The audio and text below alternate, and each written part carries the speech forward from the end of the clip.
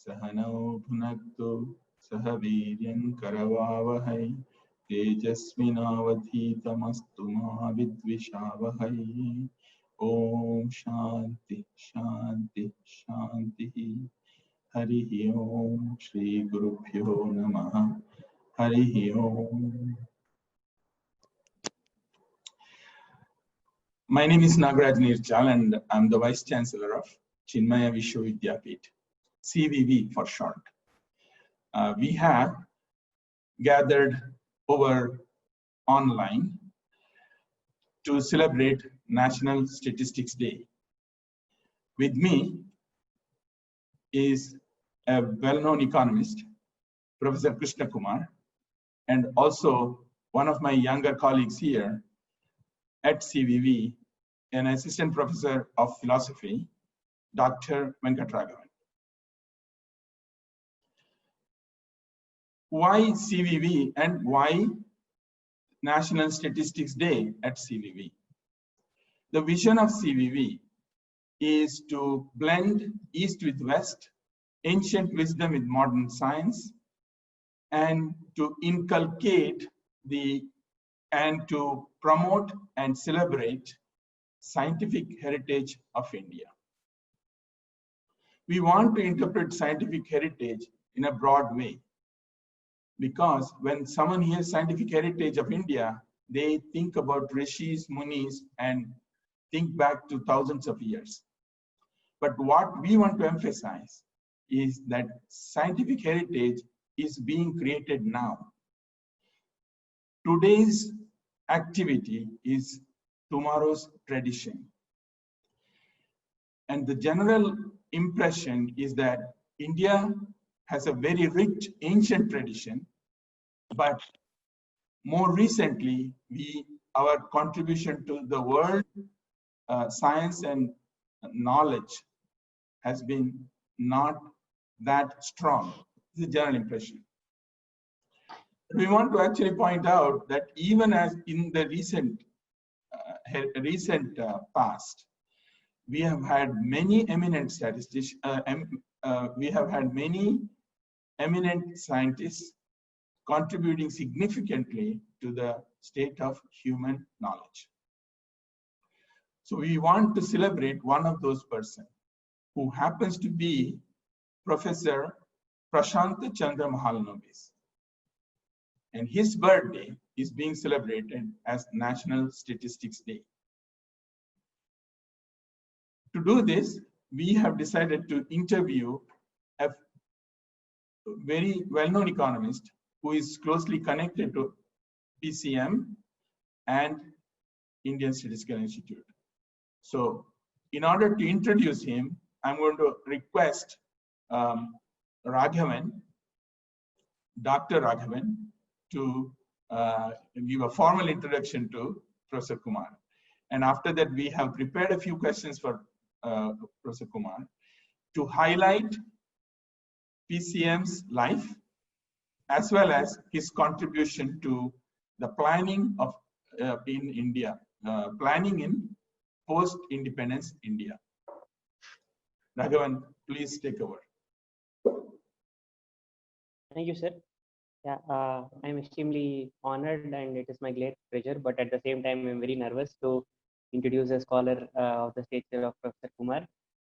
He's currently director, Rockwell Analytics. It is a business analytics company in Washington, D.C., USA.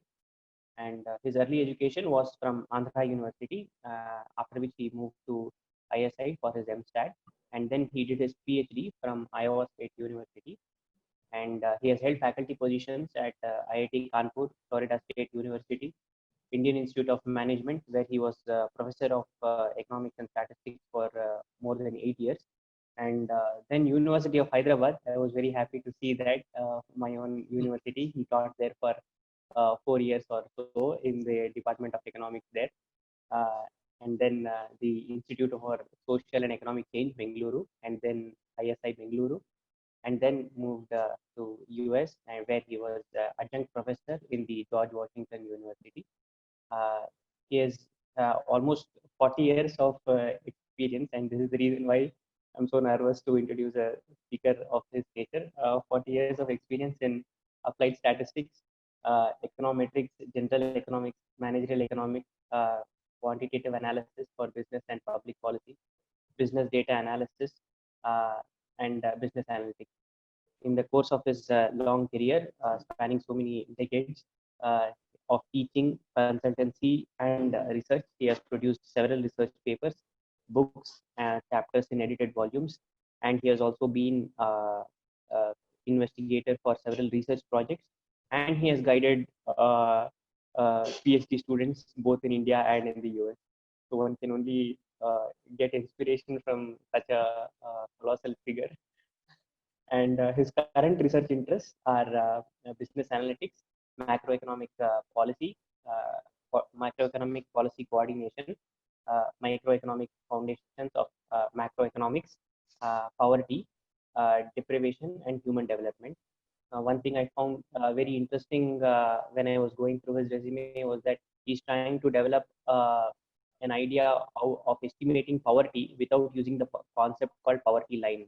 I found this very interesting, and it seems he has given a talk about this in my own university in 2013 when I was very much part of the institute there. But I guess my interests were different at that time, so I couldn't hear to Professor Kumar at that time. But I am extremely delighted that I am getting to speak to him now.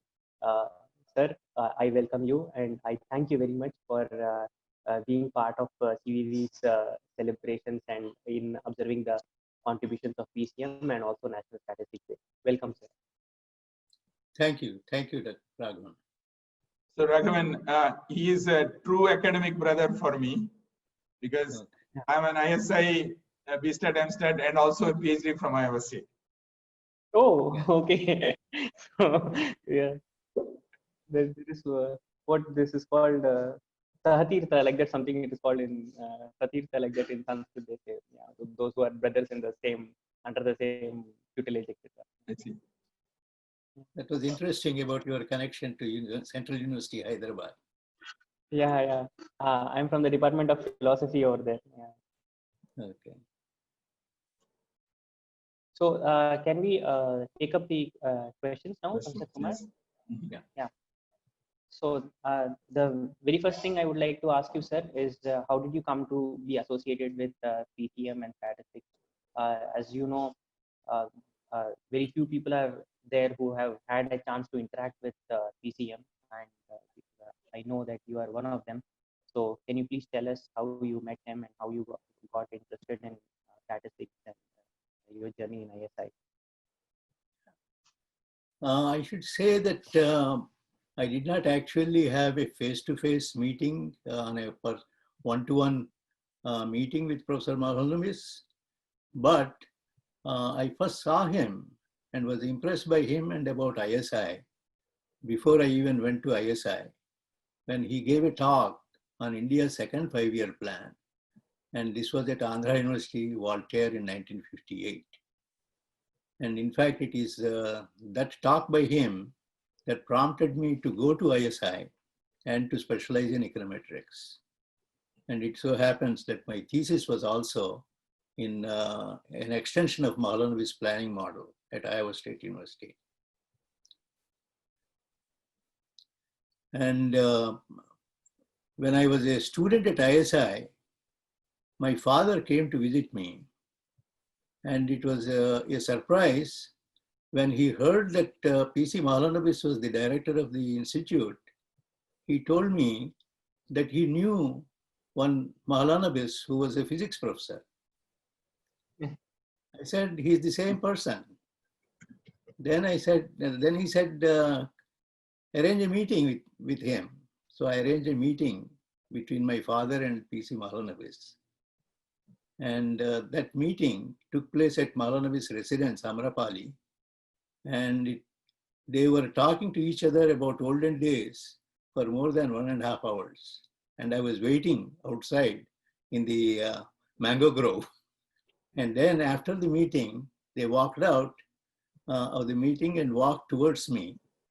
Then my father introduced me to Professor Mahalanobis and then said that I named my son after Krishna Kumar Mitra, the then president of the Brahmo Samaj in Calcutta, Oh, when he was in Calcutta, 1920. So that was my encounter with Professor Mahalanobis. And then he had asked Professor C.R. Rao of Research and Training School and Mani Mukherjee of the planning unit to hire me to work as a research scholar with both of them. So that was the meeting that I had with him. so by the way you say, PCM seems to be a very approachable person. It's like anyone could just approach him and talk to him, and he would immediately develop a rapport. Is it how PCM was? He is really approachable, not only approachable, affectionate, and then he would be able to talk to anybody. In fact, I happened to hear his lecture to BStat students, not only me, all those who were at ISI were asked to listen to Professor Mahalanobis because it is a very rare thing to see Mahalanobis give a lecture. So when he gave a lecture to BStat students, first batch of BStat students, the entire staff and faculty, research scholars, everybody was there.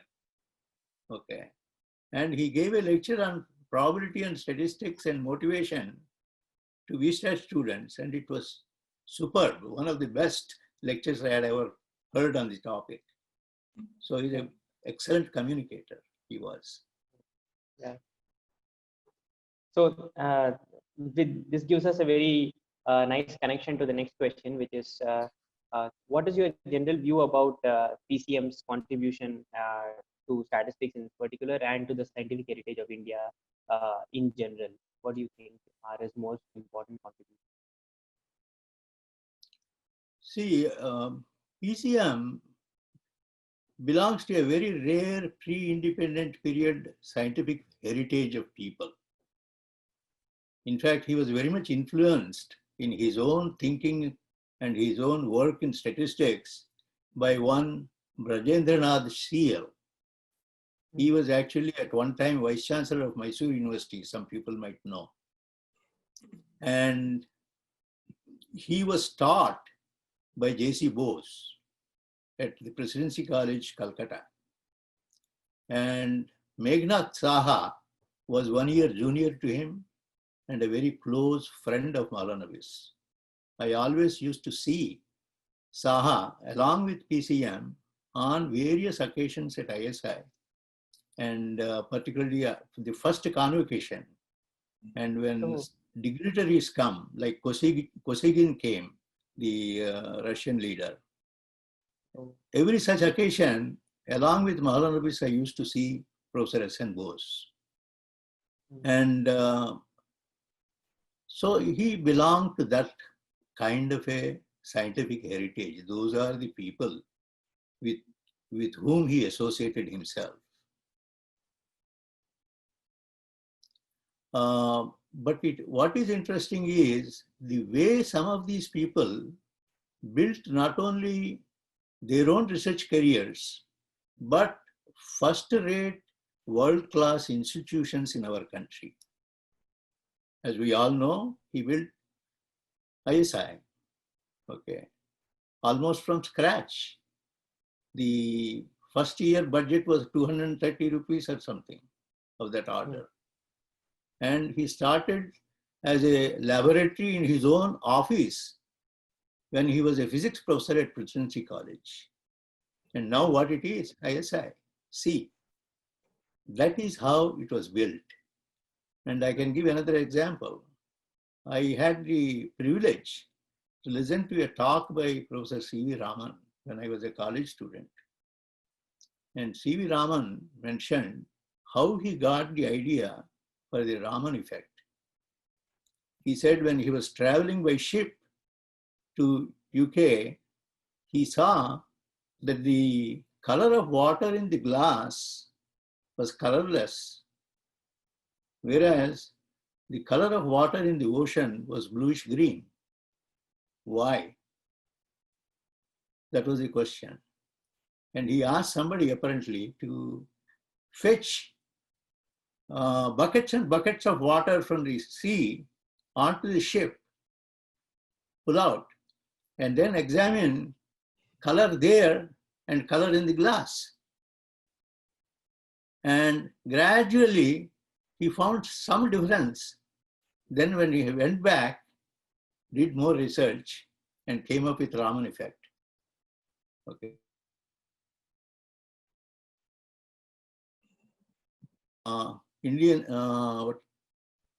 The Advanced Research Institute in Calcutta, he had developed laboratory equipment from scratch to do his research. So that is the kind of a scientific heritage from which Mahalanobis came and our institute came.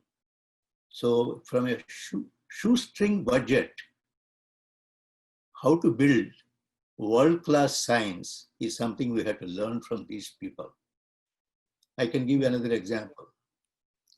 There was one V.C. Das. He came from UK with a PhD in biology. So biometrician actually. So he wanted a job in Calcutta, and his wife was a psychometrician.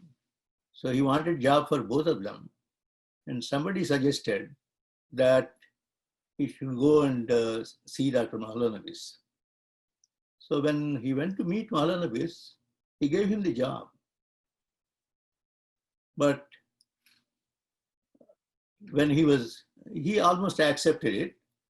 When he was going, he asked, Das, your CV says that you are an experimental biometrician. I gave you a professorship, but no, there is no lab here. You are the first person. There is no lab. How are you going to work? Then he told him, sir, if that is the case, I don't think I can accept the job. Then he called him back and said, can't you take a challenge? Can't you take about 300 rupees out of your salary and set up your own lab? And then V.C. Das bought a few earthen pots, a vernier calipers, a scale, and so on. And he started a lab with those things and built up research which was published in first-class journals, world-class journals on biometrics, on the growth of fish under various treatments of nutrition treatments. He wrote papers. Oh. I heard the story from V.C. Das himself when I was doing some research for the US State Department on aquaculture, where I needed to know something about aquaculture, fish culture. And he was doing the work. So I came from United States, Florida State University to Calcutta ISI to talk to V.C. Das. And V.C. Das told me this. That is the kind of heritage he had come from. Yeah, so this is something we can also take some inspiration from, because we are also an institute which are in the very beginning. And when I joined the institute in 2017, we didn't have, we were yet in the process of building the university campus and all those things. So we did not have, scheduled classrooms or any such thing. We used to teach in the temple complex. We used to go and teach. Some of us used to teach under a tree. We used to take the class, etc. So when I hear that PCM also started out in a very small room, I take great inspiration, and I hope that our institute also goes up to that scale. I'm confident that it will. But then coming back to, Then coming from Chinmaya Mission, you should also know that Mahalanobis was the secretary to Vishwabharati University. No, okay. He was involved. In fact, he wrote the document for establishing the university. And he was very close to Rabindranath Tagore, and Yeah. he was involved. And it was a thrilling experience for me about 2 years ago when I went to Vishwabharati, when I saw the surroundings, open classrooms and so on. I was Yes. totally impressed. So coming back to PCM, which of his contributions do you think is most significant? I mean, relatively speaking, I'm sure there are many, but what comes to your mind immediately? Um, his contributions to large-scale sample surveys is one of the best contributions, for which, of course, you all know that he received the Fellow of Royal Society for the sample surveys. And the recommendation for that FRS was actually made by the father of statistics, R.A. Fisher. Okay. Oh. So that is his major contribution. But it is not enough just to do some research and get an FRS. He actually started the National Sample Survey Organization. Okay. And that organization, even when I was a student at ISI, we had a practical training at the organization, field surveys, actually knocking at the doors and conducting the surveys was a part of our training. And he built that institution of National Sample Survey Organization. And nowadays, thousands and thousands of people use the data collected by that organization. The Nobel Prize in 2015 in economics was given to Angus Deaton, and most of his work for which he got that Nobel Prize was National Sample Survey data, Indian data on consumption and poverty. Oh, okay, very nice. That is the second one. And the third, I think T.J. Rao is going to talk about that. And other thing is his work on planning, the second 5-year plan, draft plan. That is another major important thing about which I'm going to talk to you a little later. Yeah. Apart from this, recently I'm thrilled to see, I'm actually working on a paper with machine learning related to my poverty paper. And there I see that people are using in data analytics, big data analysis for clustering and so on, Mahalanobis distance. Mahalanobis distance is being used in data analytics very widely these days.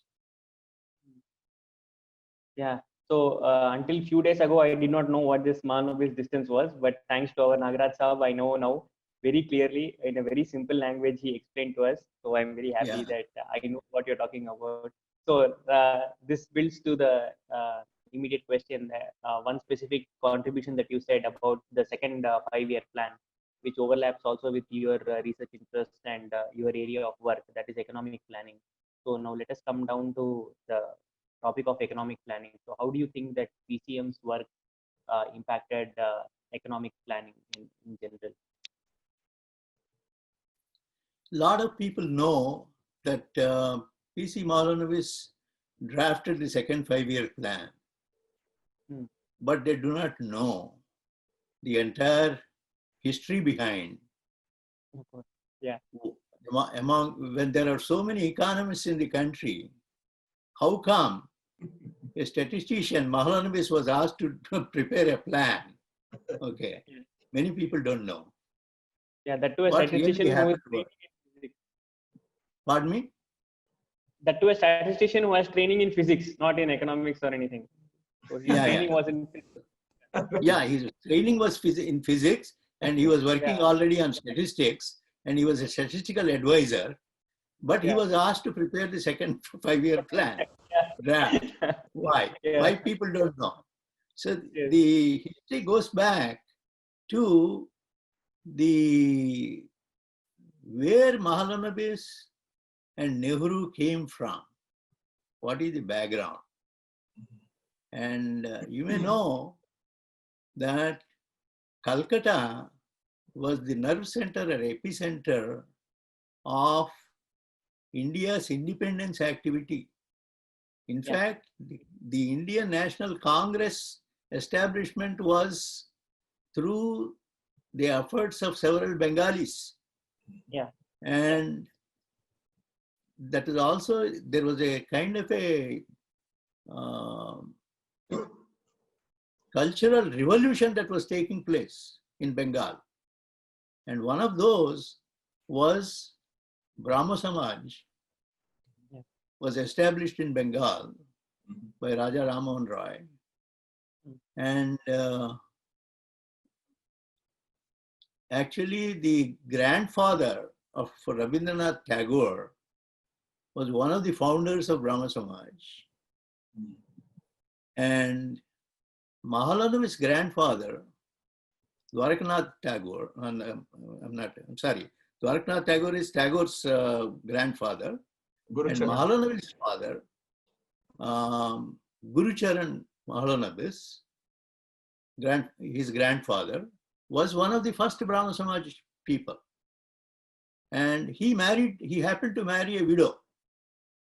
When he was to marry a widow, he became a Brahmo Samaj person.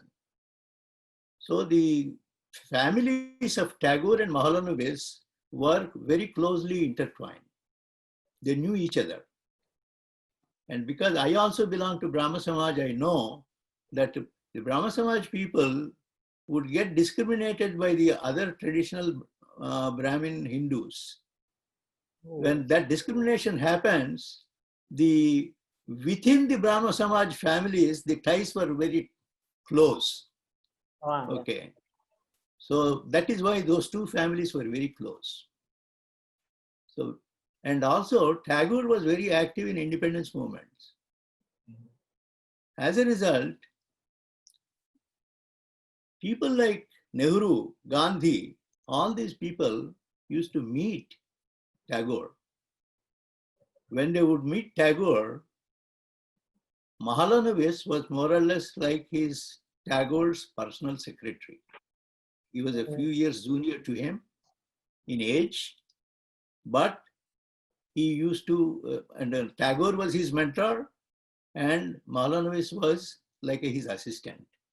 So he had come in contact with Nehru much, much earlier. In 1938, National Congress appointed a National Planning Committee with Jawaharlal Nehru as the chairman. Incidentally, that planning committee also had M. Visvesvaraya as a member. Okay. And Visvesvaraya later dropped out. I understand he resigned. But Visvesvaraya's ideas were taken by that committee, National Planning Committee of 1938. In 1935, Visvesvaraya had mentioned about indigenous way of planning, economic planning, that became a part of Nehru idea and Mahalanobis idea also. So some foundations for Indian economic planning were laid by M. Visvesvaraya, Nehru, and Mahalanobis way back in 1938. Okay. So that is the reason, because he already knew. May I now suggest that we see the picture of Nehru and Mahalanobis that I had suggested. So you will see that picture was taken in 1945 at Amrapali, the residence of Mahalanobis. But prior to that, there were several such meetings between them about Indian planning. Okay. Now we can go back to my presentation. That is the background for why Mahalanobis was asked to do the Indian planning. And you know, at the time of planning process in India, the first 5-year plan was done with a simple goal of growth in the economy.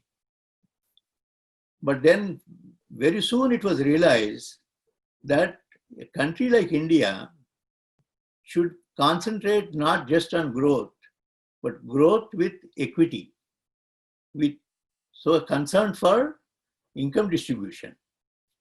In fact, Nehru appointed a committee to examine the income distribution in India, and it was chaired by P.C. Mahalanobis. Wow. So, with that background of their concern for Indian planning and the concern for income distribution, Nehru was asked to do the second 5-year plan. At that time, there were different forces in India pulling in different directions. All the business people were asking for what is called a Bombay plan, which was there should be no role for the state, for the government. Business should be allowed free hand with a free enterprise. That was the idea of Bombay plan. Then there were Gandhians who wanted cottage industries to be developed and planning to be done at the village level as a self-contained planning. And the rest of the things will follow. That was the Gandhian attitude. And then there were already some labor unions.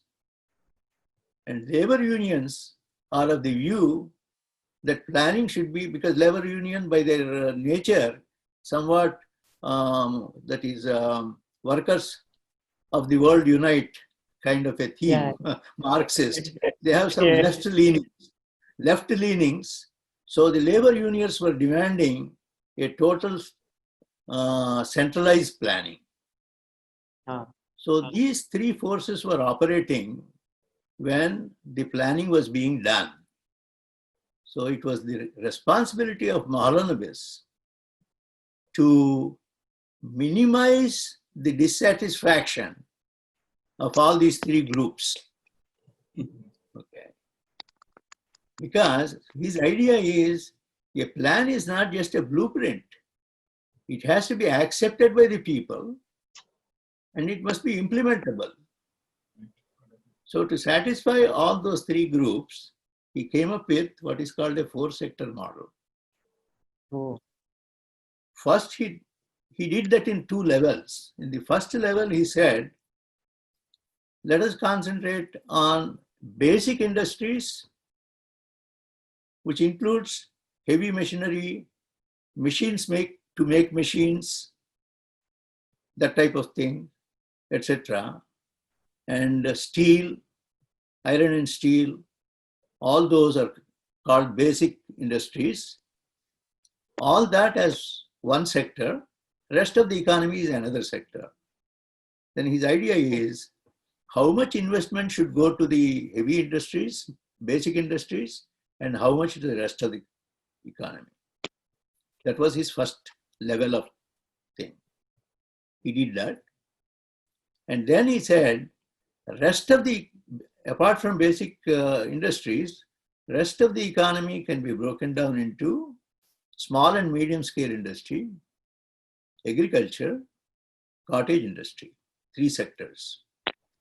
So those 3 sectors and basic industries combined 4 sectors.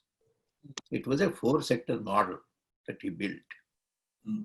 But before he started the second 5-year plan, already, this is how Mahalanobis was actually a manager, an operations researcher, and he has multifarious faculties in him. So before he undertook all this, he did the basic research. He established an operations research unit in ISI, and he went to Nehru and got funds to start economic research at ISI, planning unit, where he already built a dynamic economic model. Okay. And he used that model to determine the allocation of investment in order to double the growth, double the income. So he got that already done, work already done, sort of, before he started the second 5-year plan draft. So that is how he did, and the plan consisted of promoting cottage industries, small and medium scale industries, and basic industries. Remember one thing, that if a private industries were allowed to undertake investment, they would have no interest to start large scale fertilizer factories or large scale steel factories and so on, because they are risky. Large investments are risky, and they would always choose low risk investments where there is so much of demand for so many other products in the country. They would rather go for low risk other industries than heavy industries. So the ideology was that large scale industries are necessary for the country's growth. Steel and industry is necessary, fertilizer is necessary, oil and natural gas is necessary. Instead of importing, we should be producing our own oil and natural gas. If that is to be done, we have to do some exploration and establish factories, refineries, etc. ourselves. All that has to be in the public sector. So that was suggested by Mahalanobis. And then, if you want cottage industries and small scale industries to develop, they should be protected. Some of the products should be reserved for them. And not only that, competition from the big industry must be reduced. It should not, that competition should not kill them. So it required an industrial policy. So he developed industrial policy resolution. Okay. So like this, the amount of work that has gone into that is so much and so important that people don't realize. Today, I see, for example, a lot of criticism about that. In fact, when I did some Google search, I found a lot of criticism saying, oh, last 60 years, Nehru and Mahalanobis have ruined the country. That kind of a thing is coming up. They don't understand all these things. Okay. If today we have a lot of industrial capacity, if today we have entrepreneurs in India, it is all because some of them had actually started as small-scale industrialists.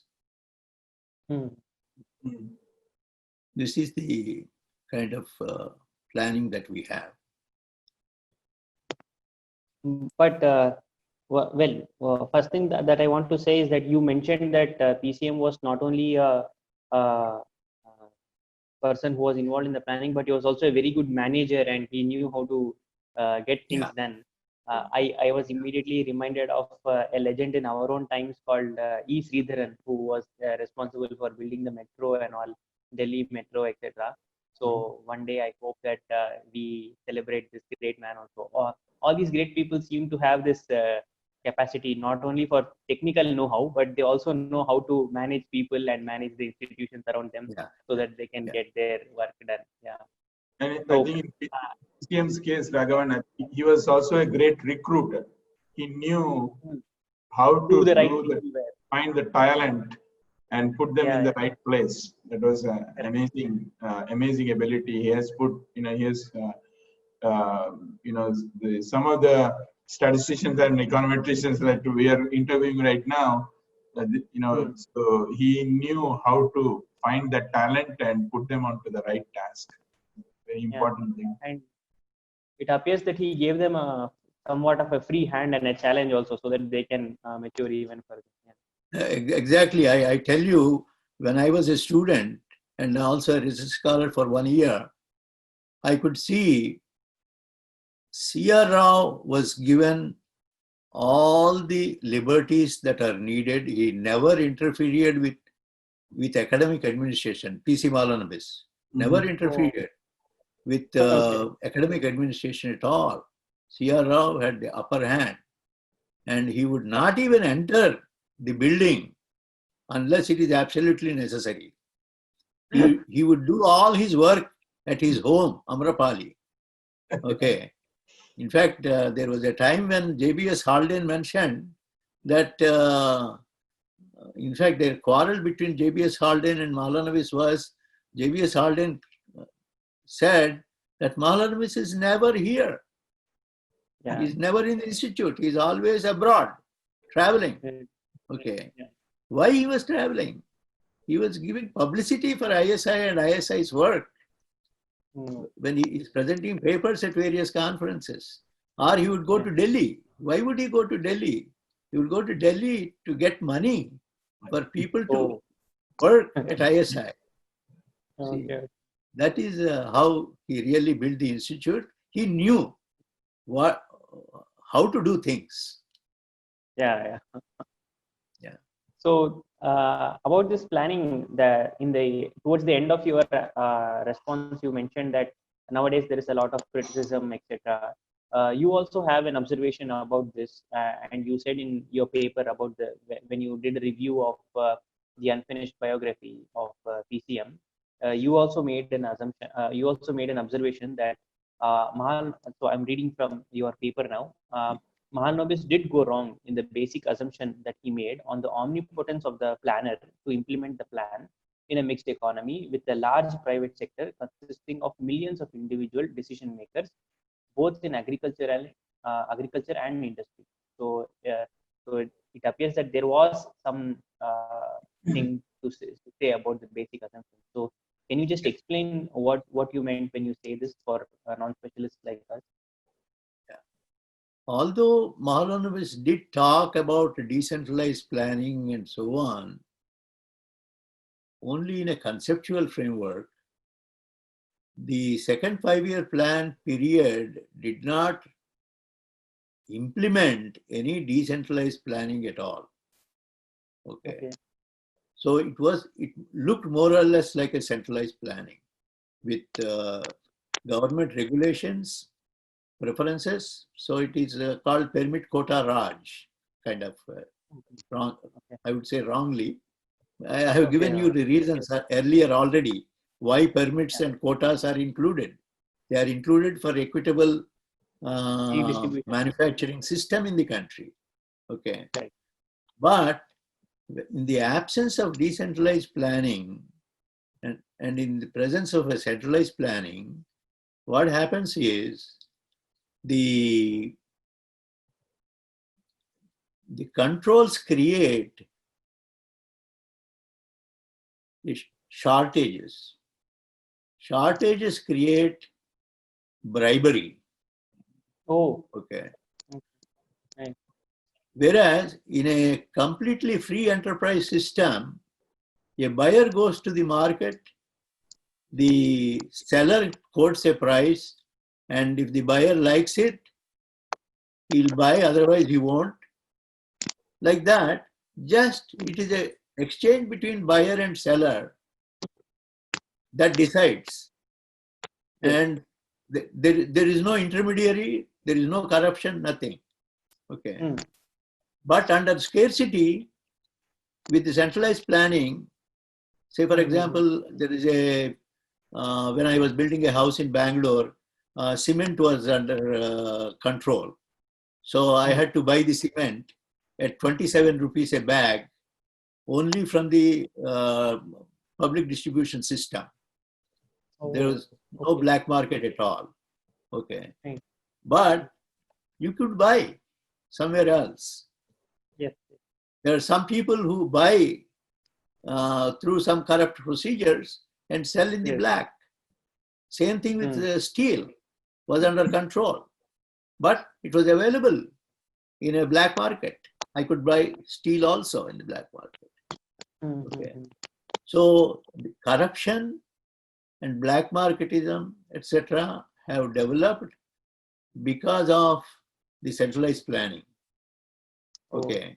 So what was lacking in that was that the extent of it was not anticipated, and Oh. how to control it was also not suggested. Okay. Oh. So as a result, lot of displeasure and negative aspects develop as a result of that.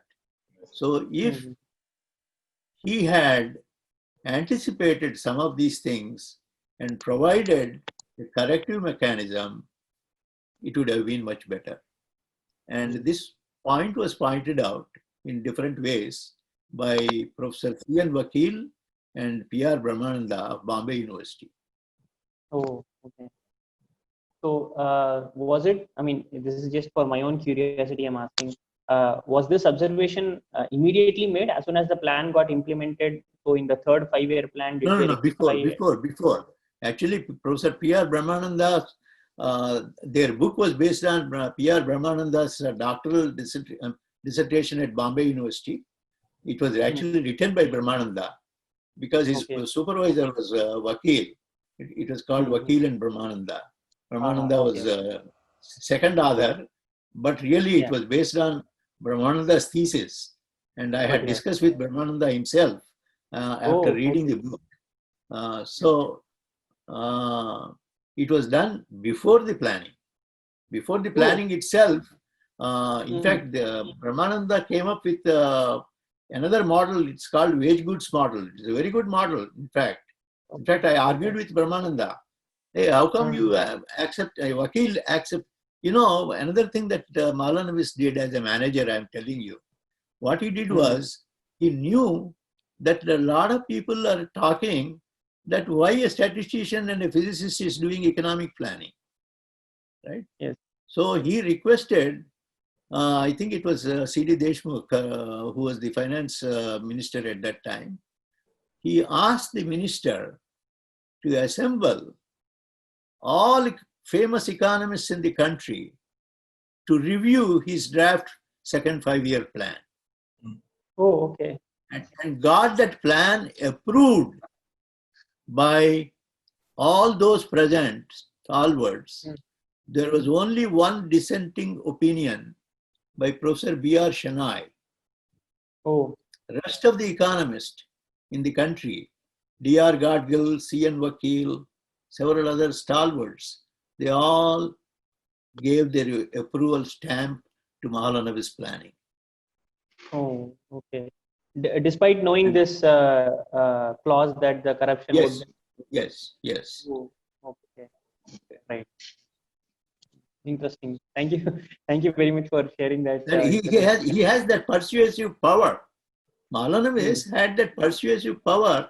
He could convince you. Yeah. Okay. Yeah. Yeah. I guess that is a soft skill that many of us should learn, convincing people about our plans. And then sticking on to the same paper that you wrote, during that time when Mahalanobis was developing this 5-year plan, there was you observed that he and Nehru realized the importance of non-alignment. They did not want to align with any of the global forces at that time, and they wanted to develop a plan which focused on self-reliance more. Yeah, but as time changed, sir, you were saying something? Yeah, I was going to say that one point to be added to what Mr. Kumar said. Even in today, there is a lack of interest in investing in long-term projects in India. Even it is apparent in IT industry also, in my opinion. For example, Indian IT industry is much more focused on the service aspect of it. Yeah. It is very lucrative, and consulting with and they are building systems for the many companies around the world. Even big companies like PeopleSoft, SAP, who are building the enterprise system, Indian programmers are coding, but there is not a single online a meeting like Zoom or Microsoft Teams, there is nothing that is Indian made. There is not a big a software like that, which is, there, again, that the lack of interest in that long-term investment, because to build a software like that, or PeopleSoft, SAP and all, it is a heavy investment, because you'll have to work several years, a few years with hundreds of programmers and so on, with no income, with no immediate income. So that hesitation is still there. And in some sense, I think there may have been negative effects also, but that was actually, he thought that was more important to have that kind of a long-term investment, essential for a new country. Exactly. So at some point that should have been tempered, the management had to be tempered. In fact, thank you, Professor Nagaraj, for pointing it out. The major consideration of the planning philosophy ideology of Nehru and Mahalanobis is that without planning, if you let everything to be decided by the market forces, then what would happen is that the present income distribution and wealth distribution would be taken as a given, and the private business and industry would be interested only in their self-interest, their own profits and so on. And as a result, that income and wealth distribution will perpetuate, and there will be no attention paid to the distribution. In which case, they expected that the rate of growth would be much smaller than if you had heavy industries and investment based on high risk activities, etc. If you take up those, there is a long-term growth which would be much higher than otherwise. That is the crux of the planning philosophy of Nehru and Mahalanobis. That is why they called for a long-term plan. It's called perspective plan. Although plan was made for 5 years, perspective was for 15 years. Okay. For that reason. Thank you. So you can re-ask that question. Ask that question again, because in order to the last, correct. So as I from this Nehru Mahalanobis philosophy of planning that you're saying, it's quite clear that they stressed more on long-term development and also on self-reliance, right? So they did not want to align with any of the global forces at that time. But this was true of the 50s perhaps, but as time progressed and the market became liberal in 1991, etc. So the need was for to make accommodation for global forces to play in. And in your paper, you had given some indications or some hints as to how to extend the Mahalanobis model to the at that time, new emerging globalization trend. But now, because of this COVID-19 pandemic, our PM, Sri Modi, is telling that we should go back to what he's saying, Atmanirbhar, we have to become. So do you think that because of this, and that loosely sort of translates to self-reliance or self-sufficiency? So I thought that, do you see PCM's and Nehru's philosophy getting a second life now because of this Atmanirbhar kind of an idea?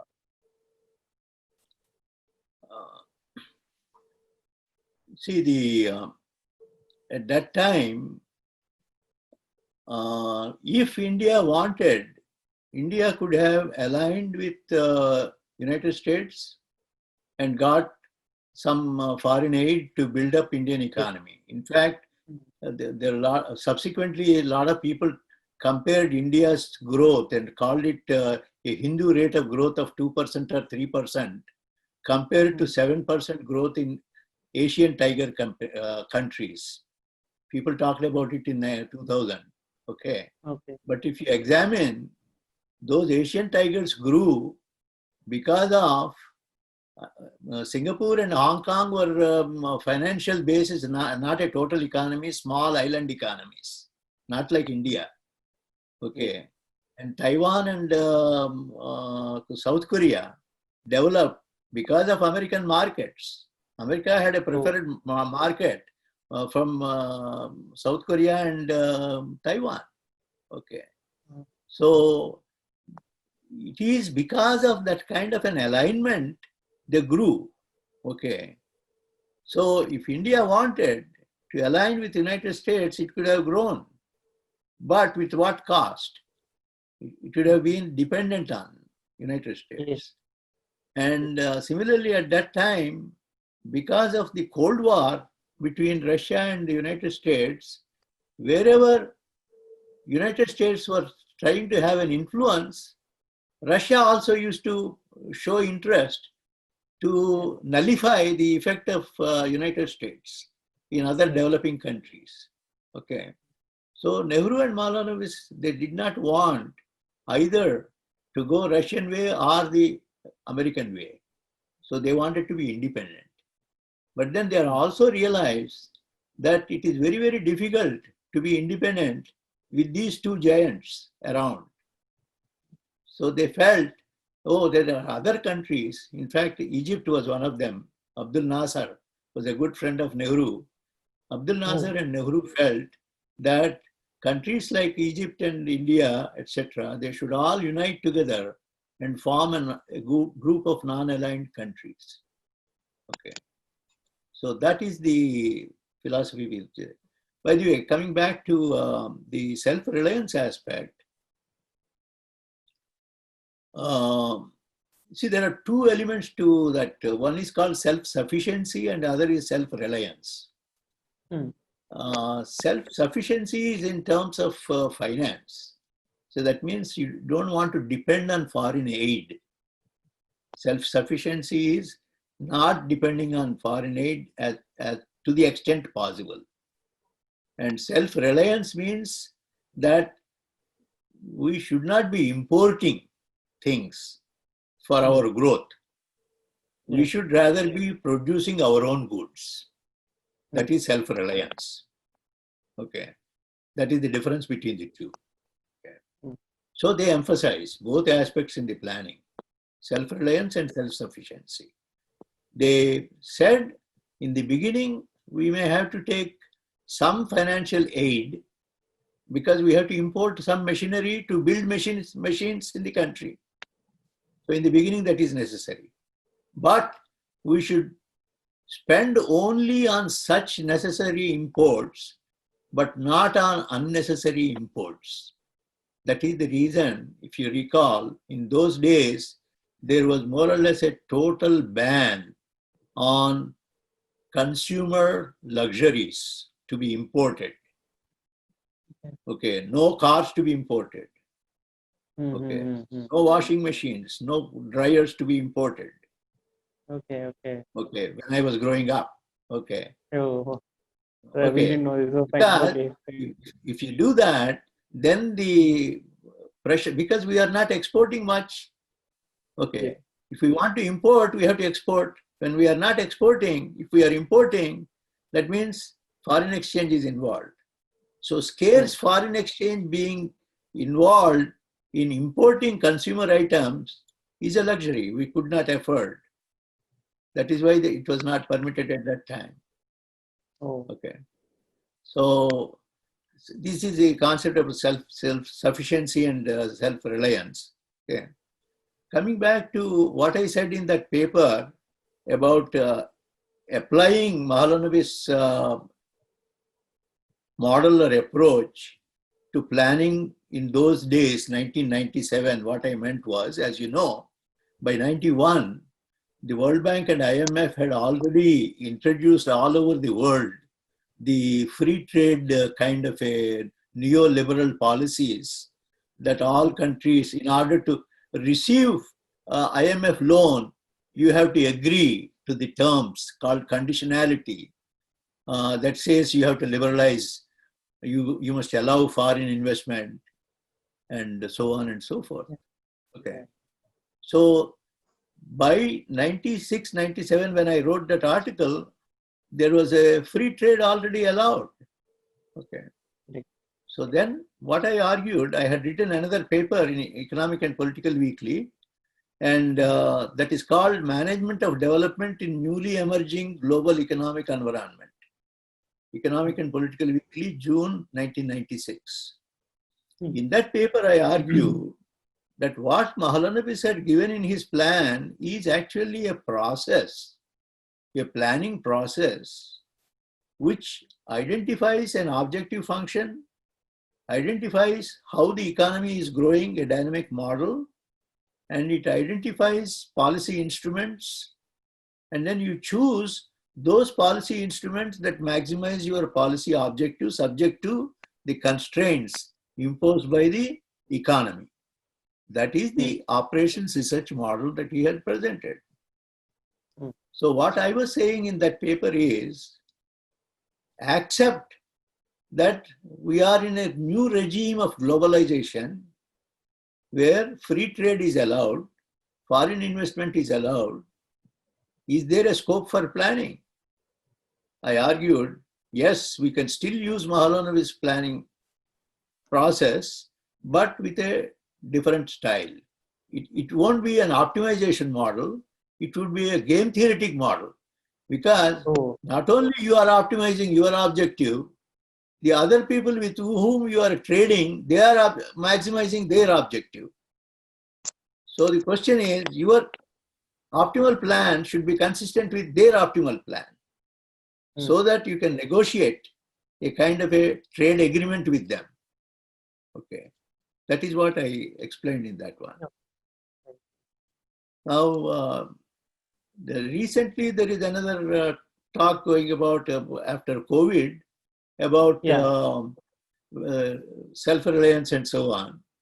Yes. But in my opinion, the concept of self-reliance and self-sufficiency that Mahalanobis talked about is different from the situation for small-scale enterprises today in India. Because if you examine some of these small and medium-scale industries that are having financial troubles now under COVID situation, are not necessarily engaged in domestic production for domestic consumption. Okay. They are possibly exporting. They are exporting software and importing some foreign goods, etc. So the setup is entirely different. So as a result, I don't know to what extent the old concepts would be useful for the present government. Right. Thank you. So, thank you, sir. Now I'd like to ask a few trivia questions which I had, it's not there, but based on some other reading, I would like to ask, because you spent some time at ISI, I would like to ask. But before that, Professor Nagaraj, do you have anything to add to this? Hello? Yeah. I Professor can't hear Nagaraj? Nagaraj. Professor Nagaraj is muted. Yeah. Yeah. No, nothing very specific. Right. So I'll ask a few trivia questions for my own curiosity. Both of you can answer because both of you have been in ISI. One thing I read about PCM is that he designed the buildings of ISI himself. He didn't listen to the architect's suggestions or whatever, and he designed and built the buildings himself. And he even wrote a guidebook of how one should see Taj Mahal. Have you two encountered that guidebook anywhere in your time in ISI, or what is your general? Do you agree with the general comment that ISI buildings are somewhat strange looking or whatever? What is your comment on that? Well, I think the buildings those buildings were already in place when I went to ISI. I went to ISI in 1977. The buildings are already built. And the legend that we heard is that the bricks used for those buildings are those hollow bricks. They were hollow inside, and we were told that that is his invention. And so that's what we were told. I mean, this is again a legend. We never, there are certain things you never question about PCM. If it is told to you, you believe it. Especially by the time I went there, he had already passed away, in 72. And I think a joke I think we used to say is that the main ISA building, it looks like a histogram. It has Exactly. a right thing of a histogram. So it's a. That's what I used to hear when I was a student. Yes, I used to hear. Skewed, and Yeah. so I shared that picture with you, during my talk here, right? Yeah. That picture, that histogram, it is a beautiful picture of that histogram, Yeah. looking as a now the right skewed view. The other side, it will be the left side, like that. Yeah. So, if you and there is a tunnel through which you can actually cross to the other side. So, okay. from one side, the tail will be on your right, and another one will be, the tail will be on your left side. So, I think that, it's a genius who reminds everybody in the statistics institution of one of the most basic tool of a trade right in front of you all the time. It is a reminder, and teaching you right skewed, left skewed, right? So I think. So there is. I never questioned that legend, and nobody questioned that legend. Yeah.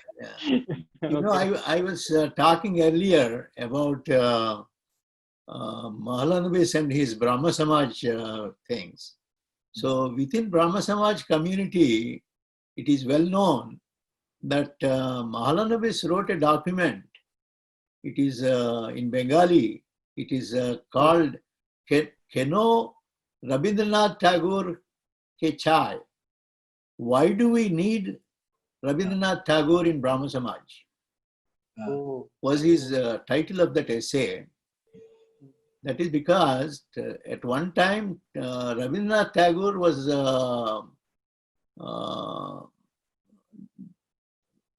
rejected by the Brahmo community, and he was not allowed to attend the Brahmo prayer hall and so on at one time.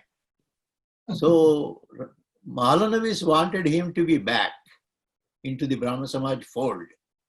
There were a lot of opposition.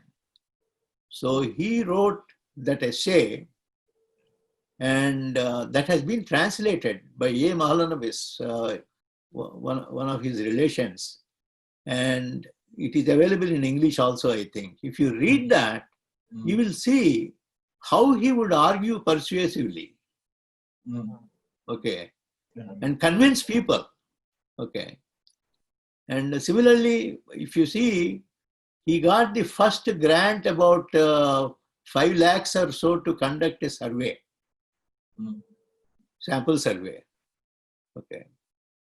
Now, before he got that money, he had done some experiments and showed how, he did a census, complete census. He did a sample survey, came up with estimates from his sample survey, okay, and showed how that sample survey result matched this complete census, 100% census, and showed those results to them and say, why are you wasting money by doing census? I can do a sample survey. If you are willing to satisfy with 95% confidence. That is the kind of convincing he does. Yes. Whatever field it is. And also there is another example. He was a meteorologist at one time in Calcutta. And as a meteorologist, he's head of the meteorology section. In that position, he did some experiments and concluded that the best point to measure the weather conditions is 3 miles above the ground. Correct. Okay. Right. Yeah. Later, people found when airplanes were able to go high, they found that particular observation he came up statistically is valid. Okay. And of course, he also brought computers to the Yeah. planning activity. So Yeah. I think that so he is a person, I think, the man of vision, and so looking forward all the time. And I think that, and he inculcated that he also had that ability, so that that his vision, his passion, he had a way of imparting to the person in front of him. Because it's not sufficient to be passionate, because you're going to be alone fighting. You're not going to be making much impact. If you can, put that passion in other people around you, then you build a really strong force. And that is, that is what I see. Because I went there in 77, 5 years after he passed away, but his mystique was still there. People are talking to him as if he's still around.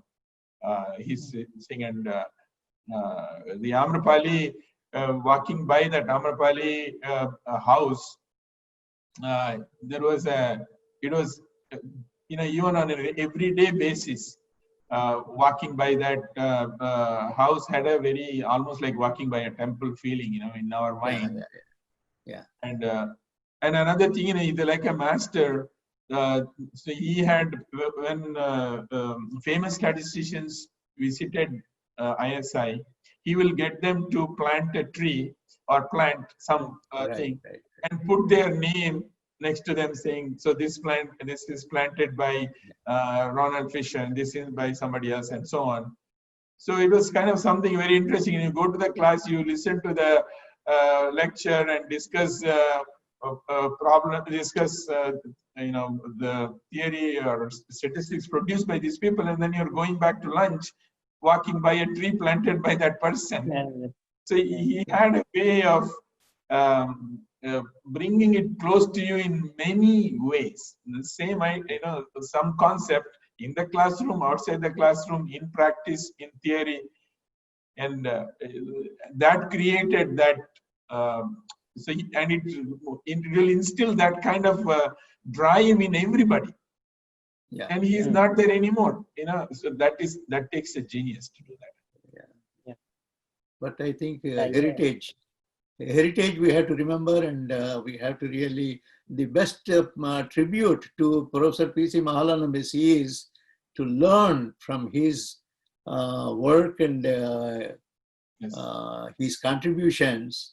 How can we be as useful to the society as he was? In fact, one of the greatest, the reason why I say his planning is the most important contribution is that it had impacted, in my opinion, on so many lives in our country. Much more than his scientific contribution, the planning that was done impacted very much. And another thing I would like to mention on this occasion is that I have studied the second 5-year plan draft very thoroughly at one time and concluded that several of the calculations that are involved there were done by him personally or directly instructed somebody to do the calculations and show them to him, because there were, for example, there is one statement people say that 0.3 as a parameter for allocation of investment to the heavy industry was not derivable from the optimization model. Okay. Of course it was not. He has written in the document that in order to double the growth, you need that as the parameter. Okay. That means he had determined the value of the parameter through simulation by hand. Okay. That means he must have tried several parameter values and seen how much would be the growth, and then determined that 0.3 would meet that goal. Okay. Got it. So that is the kind of involvement he had in preparing that plan. Hmm. Thank you, sir. Thank you so much for sharing all your views. In fact, your paper was that I read for preparing for this interview was also very interesting. So many other Yeah. anecdotes also you have told about him If interacting with. I don't know, you may cut this out later if it is irrelevant, but Yeah. now that Nagaraj mentioned about the tree planting, I can give one example. When I was a student there, Professor J.B.S. Haldane was asked to plant a tree by Malanavis or somebody. Then he looked at the plant and Haldane said, I live longer than this plant. So when you ask people to plant a tree, you must choose a tree that lives much longer than the person. Yeah. Okay. And another anecdote you mentioned was about PCM's. I'm reading out from that paper. Pure unalloyed contempt for civil ISI servants. And you mentioned one very funny episode when What he is was that? interacting with civil servants, and then Oh, Professor yeah, Rudra yeah, yeah. walked in. Yeah, Professor Rudra walked in, and then he started having academic discussion. So all Wonderful those example. very interesting, all those interesting anecdotes are also there, and it was very fun reading that. The economic That is part of it I could not understand much, but all these anecdotes I really enjoyed reading that's from that paper, and it's really. I'm longing to order that unfinished biography and read so many other anecdotes. So thank you very much for sharing and your views. So it has been very, very inspiring to me, and I want to thank Raghavan for that. I think thanks for putting me on this thank you. Thank path. you. Thank you. Thank both of you. It is a pleasure for me. Yeah.